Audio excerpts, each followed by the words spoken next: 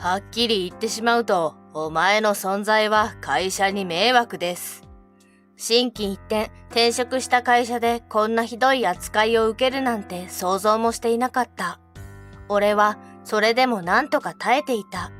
そんなある日、美人同期に会議室に呼び出され、あれ出しちゃいなよ。と衝撃の提案をされる。そして事態はまさかの展開に。俺の名前は鈴木圭介。若い頃には将来のことなど何も考えておらず、学業も部活も何もかもおろそかにしていた俺は、結局大学受験にもことごとく失敗し、高卒のままフリーター生活を送っていた。適当に入社したとある企業で、俺はなぜか IT 担当を任され、何の知識もないままパソコンと向き合う日々を送ることになった。小さな会社だったため、若い人材が不足していて、社長の独断で若い俺が IT 担当者に抜擢されたというわけだ。最初はとんでもなく苦労の連続だった。高卒でやる気も知識もなかったため、上司や同僚からも怒られる毎日。だが人生で初めて何かを任されやる気を得た俺は、自分でもわかるほど瞬く間に成長を遂げることができた。温かい目で見守り続けてくれたこの会社には心から感謝している。そして20代も中盤になった頃、俺は転職を考えるようになった。培った知識と経験を生かし、もう少し大きな場で自分の力を試してみたいと思ったのだ。こうして早速転職活動を開始し、とある企業から内定をもらうことができたのは3ヶ月後のことだった。その企業は駆け出したばかりの新しい企業で、そのエネルギッシュさが俺の目には強く魅力に映った。社員の平均年齢も20代後半と若く、同世代の仲間がたくさんいることもいいなと思った。こうして俺はこの設立されたばかりの IT 企業に転職を決めた。この時の俺は希望に満ち溢れていて、これから起こる未来が楽しみで仕方がなかった。それがまさかあんなにもひどい未来が待ち受けているとは想像もしていなかったのだ。入社当日、俺の他にも数人の同期がいた。中でもアスカとの出会いは強烈に覚えている。こんにちは、はじめまして。私、脇坂アスカ、よろしくね。あ、はじめまして、鈴木圭介です。初めてアスカに出会った時、そのあまりの美人さに俺はドキドキしていた。そしてこんな美人と同期になれるなんて、俺はなんて幸運の持ち主なんだと自分の人生を初めて感謝したものだ。しかしそんな幸せもつかの間、翌日から厳しい研修が始まった。今日は君たちの配属先を説明する。まず鈴木くん、君は営業部のサポート部署だ。上司は江坂。江坂です。よろしく。鈴木です。これからよろしくお願いします。俺の上司となったのは江坂というメガネをかけた男性だった。年齢は俺より少し上くらいで、おそらく30歳前後だ。そしてこの上司がとんでもないクセ者だと気づくまでにそう時間はかからなかった。入社から1年も経つ頃には、俺は江坂課長から毎日のようにいびられるようになっていた。おい鈴木、その作業するのにいつまで時間かかってるんだよ。そんなの1時間もあればできるだろ。たく、これだから高卒は。すみません、間もなく上がります。間もなくっていつですか？明日ですか？俺、そんなに暇じゃないんだけど。江坂課長は俺の仕事が遅いといつも怒鳴り散らし、みんなの前で恥をかかせるのだ。仕事をしながら常に緊張感に苛まれ、俺はとても居心地が悪かった。トイレに行くのにも気を使う始末だ。というのも、おい鈴木、どこ行った？さあ、トイレじゃないですか？たく、いつまでトイレ行ってるんだよ。あいつはトイレに籠城する気か？仕事が立て込んでるっていうのに、なんでそんなにのんきなのか理解に苦しむわ。おーい、鈴木と、トイレに数分経っただけで嫌味を言われるのだった。江坂はまるで監視するかのように、俺の行動を逐一目を光らせ、少しでも気を抜こうものなら容赦なく罵倒が飛んできた。しかも毎回みんなの前で大声で怒鳴られるため、俺は強いストレスを感じるようになり、なるべく何も言われないよう常にパソコンに張り付き、江坂のターゲットとならないよう神経を張り詰めるようになった。意気揚々と転職した会社で、まさかこんなにも嫌な思いをするなんて思ってもおらず、こんなことなら転職なんてしなければよかったと何度思ったかしれない。さらに、江坂は周りの誰が見てもわかるほど気分の波が激しく、そのイライラは唯一の部下である俺に全てぶつけられていた。例えば、忘れもしないその日は、江坂が部長から呼び出しを受けていた。何でも希望していた日の有給が却下されたようだった。たく、なんでだよ。だいたい有給は会社員の権利だろうが。おい、鈴木。はい。お前のせいで俺の有給が却下されたじゃないか。お前がもっと一人前に仕事できれば、俺がいつ休もうが自由なんだよ。ああ、他のやつが部下に来てくれたらよかったのに。俺は本当に貧乏くじを引かされて最悪だ。わかってんのかよ。すみません。でも、江坂課長の仕事と俺の仕事は全然違うかと。は？お前口答えする気？何様なの？じゃあ何？俺の普段の行いが悪いとか、そういうことが言いたいわけ？いえ、そういうわけでは全くありません。だいたいなんで高卒の何の仕事もできねえやつを採用するんだよ。マジ使えねえ。その日、江坂は一日中機嫌が悪く、いつにも増して俺への当たりも強かった。普段通りに仕事をしていても、サボってんじゃねえよ。何ちんたら作業してんだよ。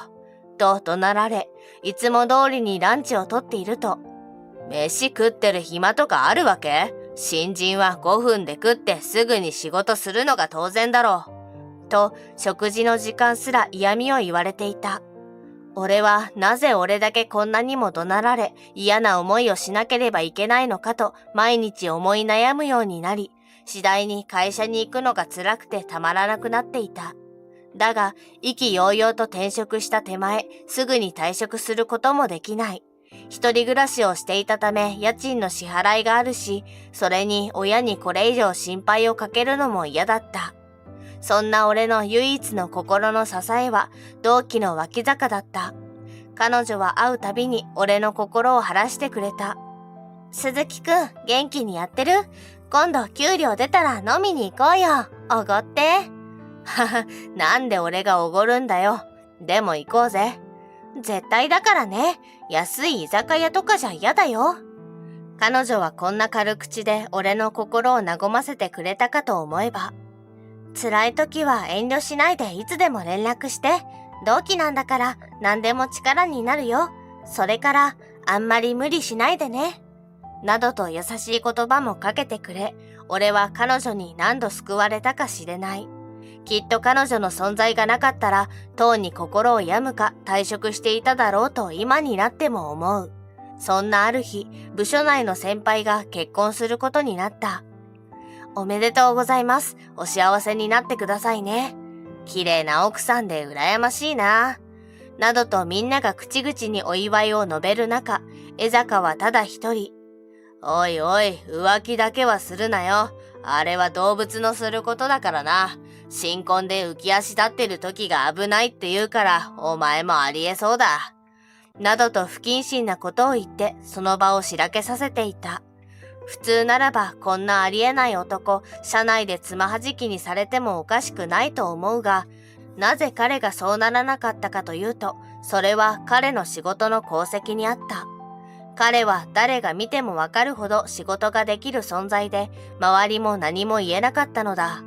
営業をやらせればトップの成績を取り、IT の知識や経験にも長けていて、会社にとってなくてはならない人物の一人となっていた。そのため、部長やさらに上の役員たちも彼の底を見て見ぬふりをし続けていたのだ。それどころか、江坂くんはたまに熱くなりすぎるところがあるが、仕事だけは一流だ。君も見習いなさい。などと部長から言われたこともある。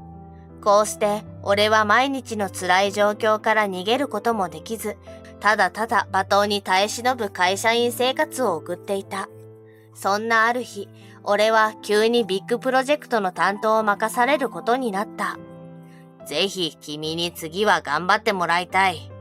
部長から直々にそう言われたとき、俺はこれまでの努力が報われたと感じ、とても嬉しく、久しぶりに充実感とやる気でいっぱいになった。そしてすぐに仕事量はぐんと増え、残業や持ち帰りの仕事も増えていった。当然、こんな状況をよく思わなかったのは江坂だ。彼は俺が抜擢されたことに納得がいっていないようで、以前にも増して目の敵にするようになっていた。残業時間が増えてくると、鈴木、お前仕事の効率悪すぎ。今日から残業禁止な。そんな残業なしでは終わりません。いやいや、そんなこと知らねえし。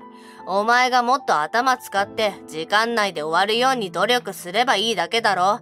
まあでも、お前の悪い頭じゃ無理か。これだから高卒はダメなんだよな。ああ、こんな奴に残業代払うくらいなら俺の給料上げてほしいわ。こんな奴よりよっぽど会社に貢献してるんだけど。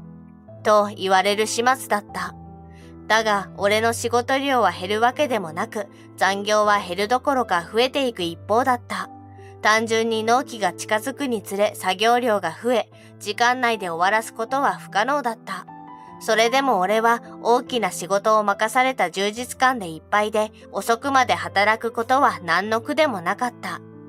だがしかし、ある日ついに俺の我慢も限界を迎えることになった。それはある日の朝礼でのことだ。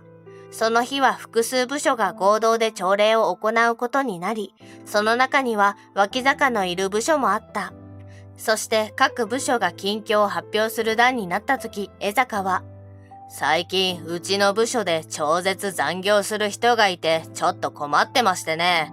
俺がいくら彼の体のことを考えて残業を減らすように助言しても頑固で全く聞こうとしないんですよ。お前のことだよ鈴木。はっきり言ってお前の存在は会社に迷惑です。と数十人が集まる朝礼の場で名指しで俺を罵倒した。これには俺も恥ずかしさと悔しさでたまらず、しばらく黙ったまま顔を上げることができなかった。おまけに周りの部長や役員陣は江坂の言葉にうなずいている。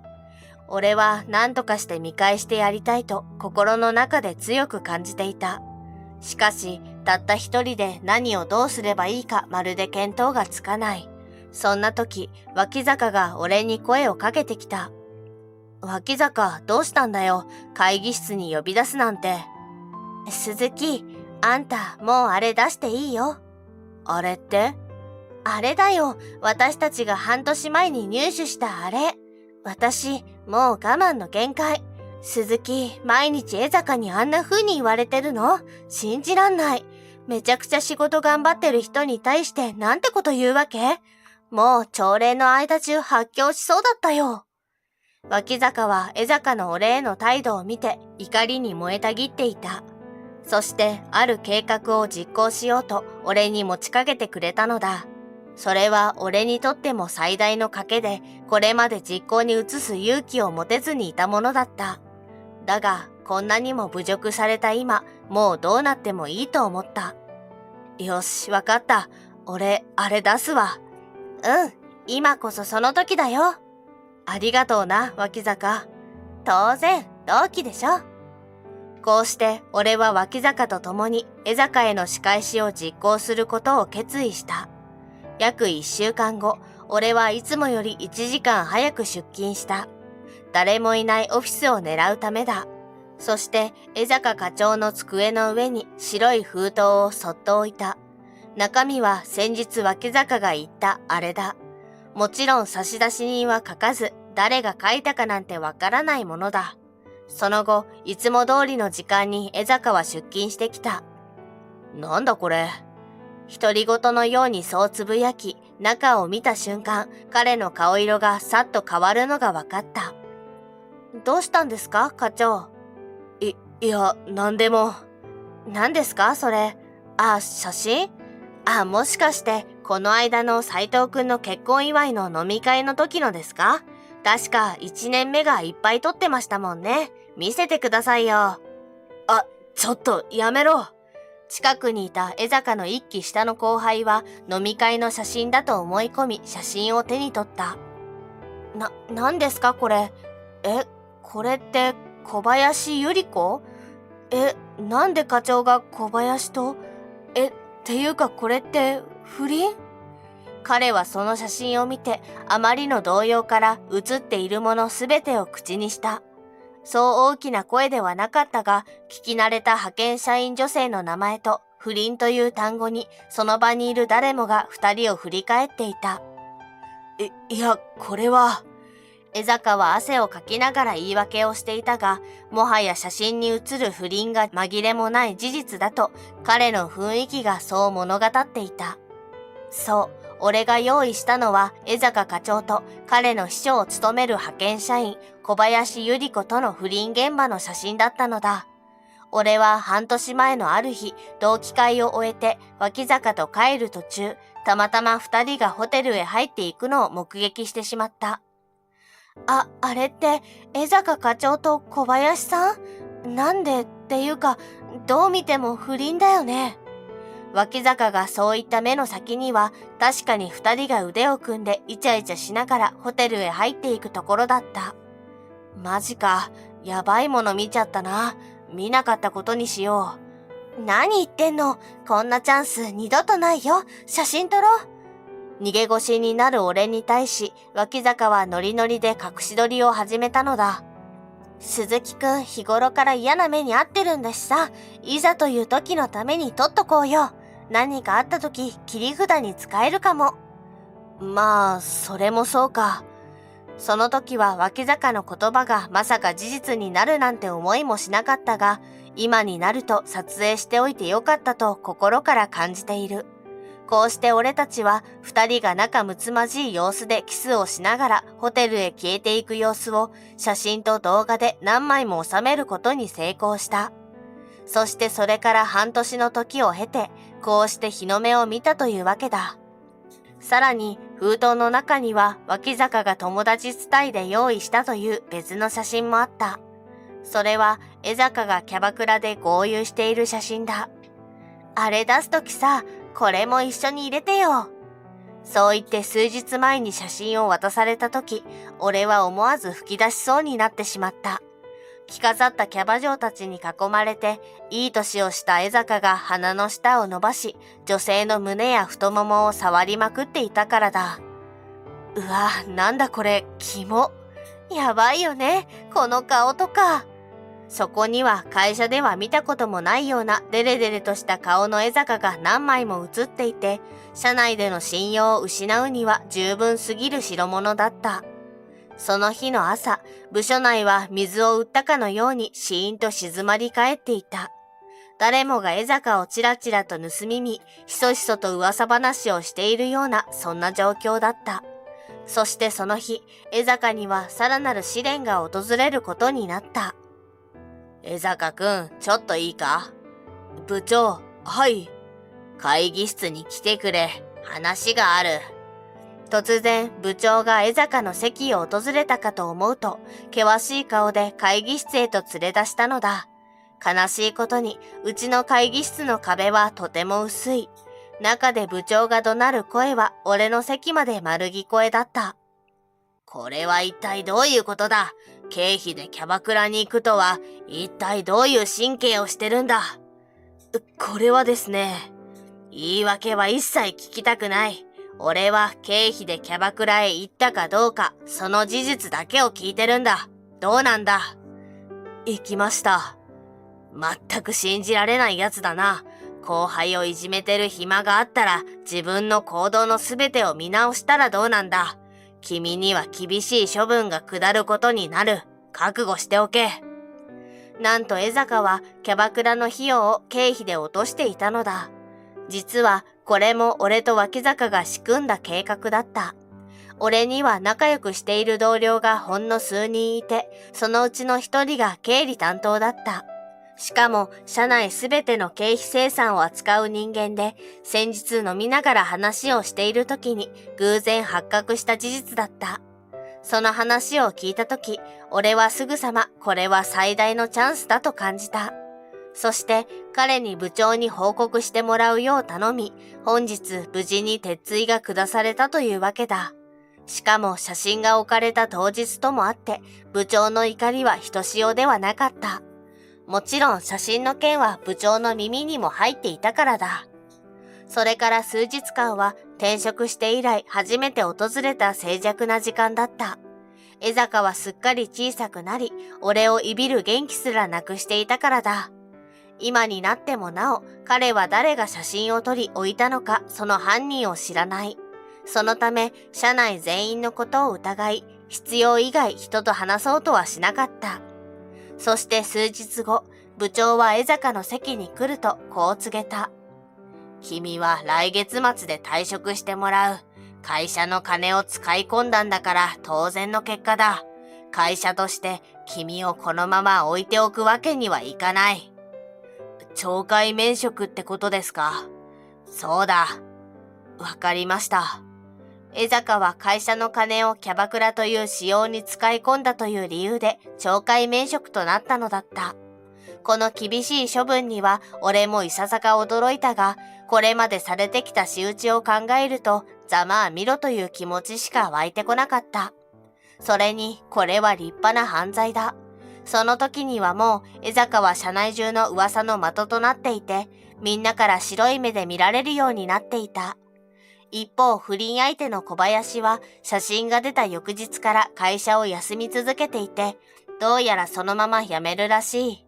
親元で暮らす彼女にとっては給料が入ろうがなかろうがそう問題ではないらしく、江坂もこんな小娘との不倫で人生を棒に振るなんて全く想像もしていなかっただろう。鈴木くん、ちょっと来てくれ。会議室で待っている。江坂に続いて部長に呼ばれたのは俺だった。俺はまさか俺のしたことがバレて叱責されるのかと思ったが、部長からの話は思いがけないものだった。鈴木くん、これまで大変な人間のもとでよく耐えてくれた。状況を分かっていながら何もできなくて申し訳なかったと思っている。だが、今回のプロジェクトには心底感銘を受けたよ。君の仕事ぶりは相当なものだ。どうだろう、江坂くんの次に課長の座を引き受けてくれないか？俺がですか？でも俺、社内の人望も何もないですけど。何を言ってるんだ。私を含め社員陣も、それに他の部署の人間も、みんな君のことを買っているのを知らないのか？あの江坂の下でストレスに負けずにこんな立派に仕事をやってくれたのは君が初めてだよ。そうなんですか？知らなかったです。と言っても、今回の課長の件は私の独断ではないんだ。実は部署のみんなにも話を聞いてね。みんな全員君がいいと言っていたよ。うわ、嬉しい。ぜひやらせてください。よろしくお願いします。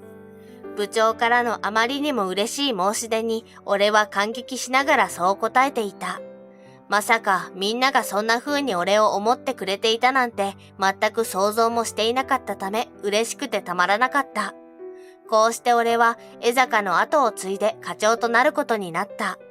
社内でも最年少課長となり、俺はやる気とモチベーションを取り戻していた。江坂はというと退職金も出ないまま翌月で懲戒免職となり、あっさり会社を去った。今では不倫をした奥さんから離婚と慰謝料を突きつけられ、プライベートも散々だという。個人的理由での退職と違い、懲戒免職では転職もなかなか難しいだろう。どれだけ知識や経験があっても世間の目は厳しい。